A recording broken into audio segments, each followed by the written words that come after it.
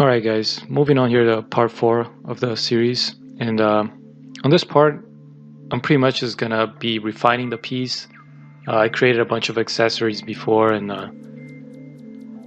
I guess we need to refine them now, and you see me doing a little bit of cloth and just trying to find what is the best balance of how much detail I want to put on something, and working on wrinkles. So guys, I'll let you guys watch most of it, and I'll comment on maybe some techniques that I'm using, and you can start seeing here. I'm starting doing wrinkles, and it's very important, I guess, to even just study cloth separately from a piece, and just getting a nice set of cloth that has some good folding, and just trying to understand what's happening here. I'm doing this with no reference, so I guess in my head I do have a good idea of how to add weight or understand a little bit more gravity and how folds work to do something like this with no reference. But again, every time I do it, it just ends up looking a little more standard or generic, I guess, not standard. So if I'm doing something professionally, or if I'm trying to push myself on a piece that has more interesting cloth, obviously I'll go try to find some reference and try to replicate it one-to-one. Here's a very small piece, so I'm just trying to get some nice folds and something that feels natural. You can see me here, I'm starting using that extract technique again, and I use that quite a lot when I'm creating meshes in ZBrush just for speed. So I masked a little piece of it and just extracted the mesh, and I'm just gonna try to add some I guess some pins or some sort of metal stitching to the cloth, and I got that from again, just more armor references that I had. And since this mesh doesn't have any subdivisions, I can just control click and drag and duplicate that around the edge of the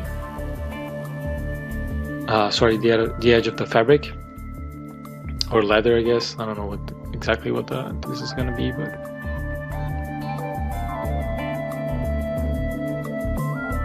and I know there are easier ways to duplicate a mesh like that. You can create, probably a brush, and then with a with the spline, duplicate that around. There's multiple ways to doing something like this. I said that before. I think for me, usually the easy way is just doing it. You can see me, I just duplicate that around, and then as I have more, I duplicate it more, and it just gets easier as I'm doing it. I would probably spend more time trying to create a brush or something that would give me a more procedural way of getting this through the line, and I feel that this is a mistake of if you're starting, or even me as a beginner, of just trying to find best ways or easier ways to execute on something. And most of the times the easiest way is just doing it, just getting it and making it. It's important to learn those tools. I spent quite a lot of time early on in my career just understanding how to do stuff like that, how to duplicate an object through a spline, or do it in ZBrush, do it in Max. It's important to understand all that and try things around. And so if you get a bigger task that actually would need you to do something like that, you know how to do it. But again, if you do get a task like that, then you can probably learn it by doing it. So in a case like this, I wouldn't even spend the time. I'll just do it.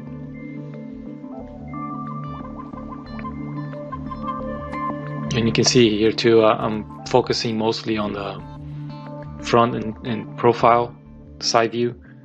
I almost never go on the back because I know what kind of angle I'm gonna try to render this on. And if this was a concept art when I'm trying to, or even a final character, of course, I'll probably spend time on all the areas and try to get all of them to work nice together.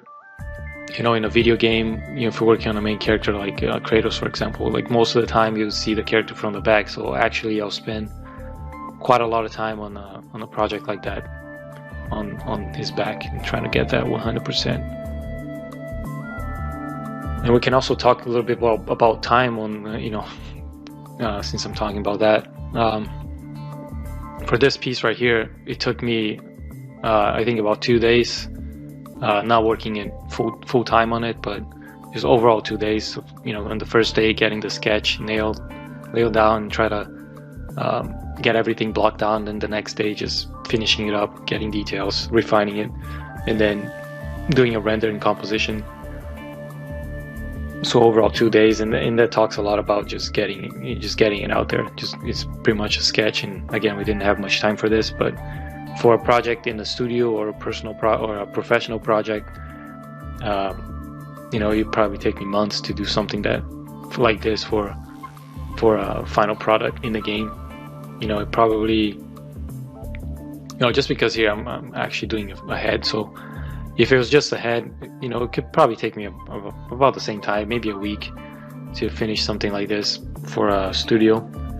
But you know, if it was something full body, a bunch of accessories, and then if I had to do, you know, topology, textures, get it in the in-game, all that stuff, it would take me, you know, about a month and a half, 2 months. I'll say probably around 2 weeks for high res.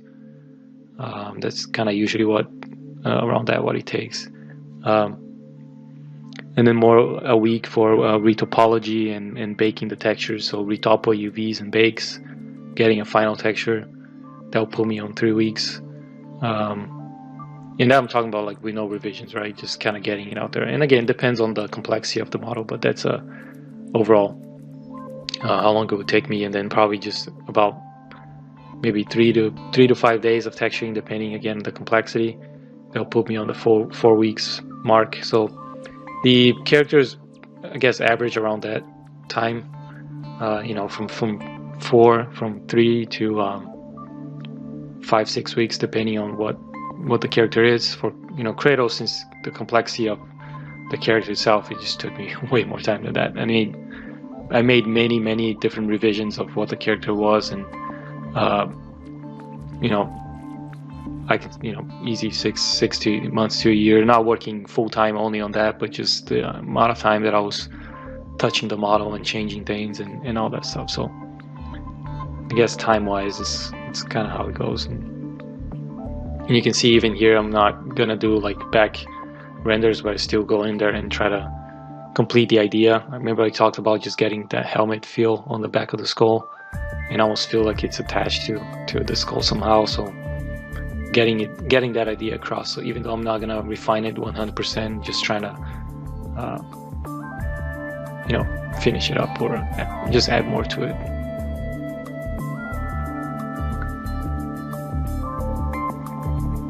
So here it's see me struggling, and that's kind of what I was talking about, just inorganic shapes in ZBrush. And I try to get the mesh as close as I can with just sketching it out, getting the move brush and getting all the lines as close as I can with just a clean line. And then the Z-Remesher really helps, of, you know, when you run that tool and you have the smooth turned on the Z-Remesher, it kind of simplifies the mesh and gives it a nice curve, like nice clean curve. And then from that, using high polish, I can get it pretty clean. So that's usually my process to get meshes clean with the shape that I want. And again, a lot of back and forth. If I would change this piece and move it too much, I'll go back and run the Z-Remesher again, clean it up more. So that's kind of what I do for that.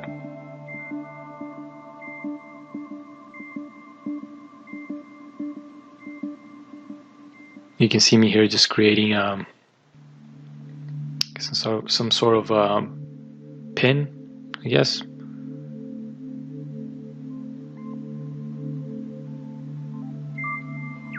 Like a metal pin, just to hold some of the parts together. And like I said, I was trying to get that idea of the helmet embedded with the skull, and adding those pins, it's going to help with that idea.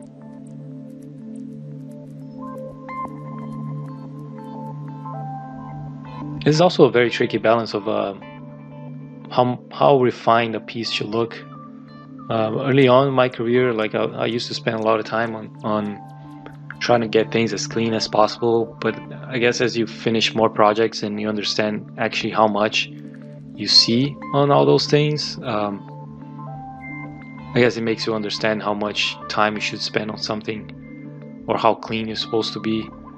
It's a very tricky balance too, because I see a lot of works from people that are starting, and ZBrush, I guess, is the reason for that. When it's so easy to do stuff, different from before, when you like, let's say you're only sculpting in 3ds Max or a different software, not ZBrush, you have to model something like this pin. It would just end up being clean no matter what, because the way you're sculpting with the topology or like extruding from a mesh, it was a different challenge. It was a challenge of like how make it something feel natural, something that's so clean and so sharp. And now with ZBrush, when I see people just creating things from ZBrush, directly from ZBrush, it's a different challenge. It's like how make things look clean. And I guess it's good if you had spent time on a software like that, and if you had learned how to do poly by poly modeling, and you understand and you know how things look when you do that, then I guess you're in a privileged position of just understanding how much detail or how much refined something should be. So if you only work with ZBrush, I recommend just taking a look at your work, your previous work, and see how clean your meshes are, or if you start getting a lot of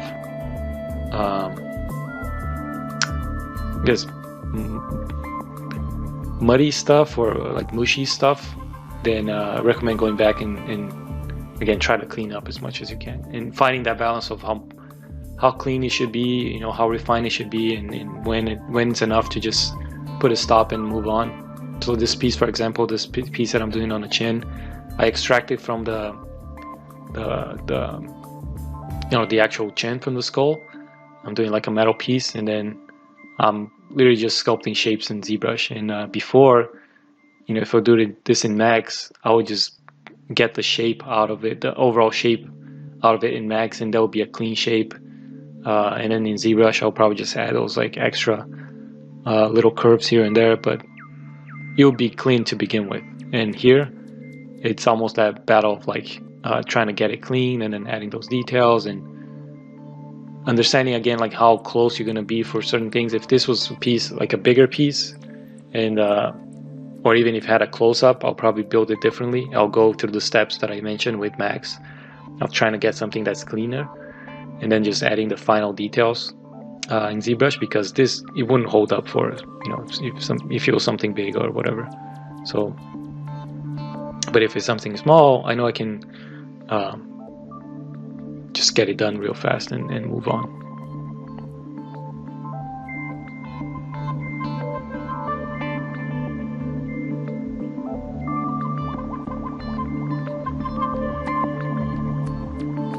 At this point here, it's pretty much like final steps of just refining everything that's missing. So I'll let you guys watch it.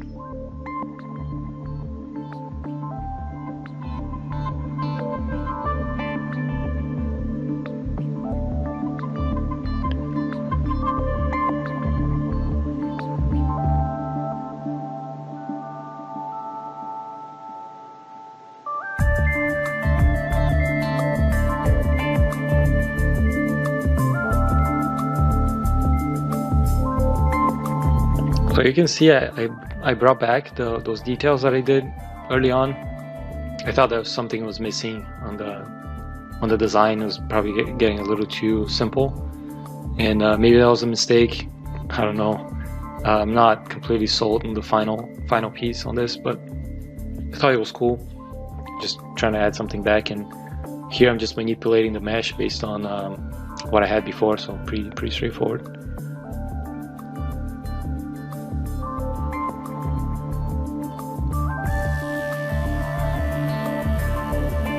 So you can see I'm going back and again, I'm not attached to those things. And what I did here, I went back to those references on the skull and really trying to mimic some of the stuff that was happening in there, because it was getting a little too busy on my design. So bringing it back a little bit of that realism, I guess it would help get the piece a little more grounded. And for the armor here, you can see that's kind of my process of sketching something that has a little bit more accessories.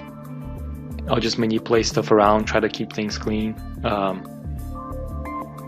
and then later running like a zero mesher. And as you can see, really trying to keep things separate as much as I can. Each piece is a different subtool, and that helps me not to ruin the pieces that I was working before. So, and then once I run like a Dynamesh, I don't have to worry too much about polygroups of getting things welded together or whatever it is. So again, just trying to manipulate things around.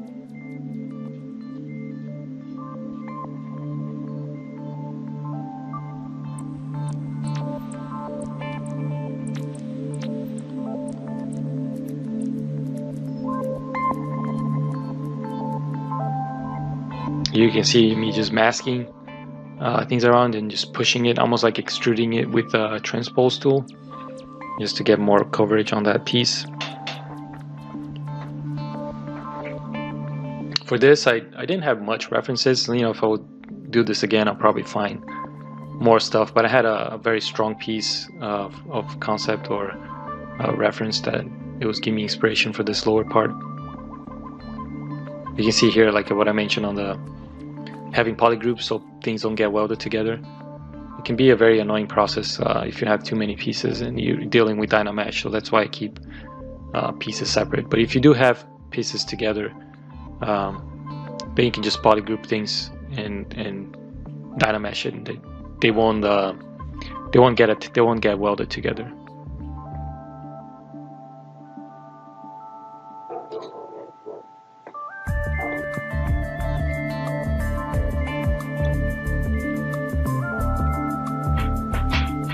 So here, just running Dynamesh and then ZRemesher to clean it up.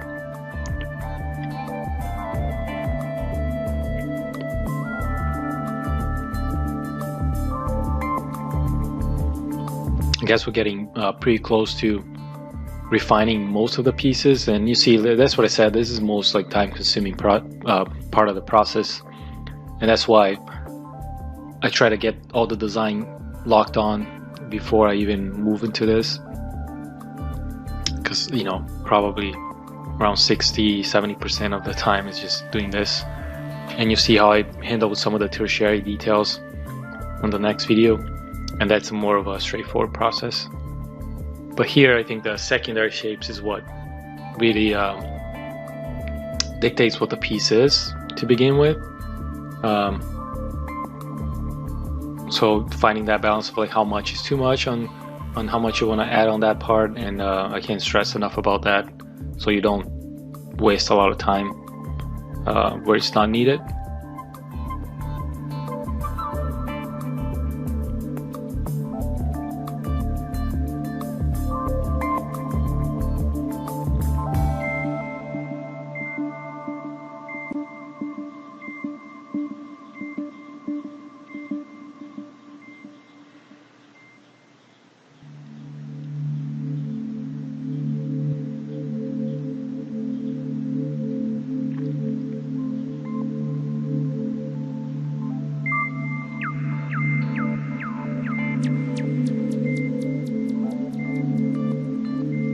Here's the same technique I used on the side of the skull there, trying to get that metal feel, that hammered metal feel.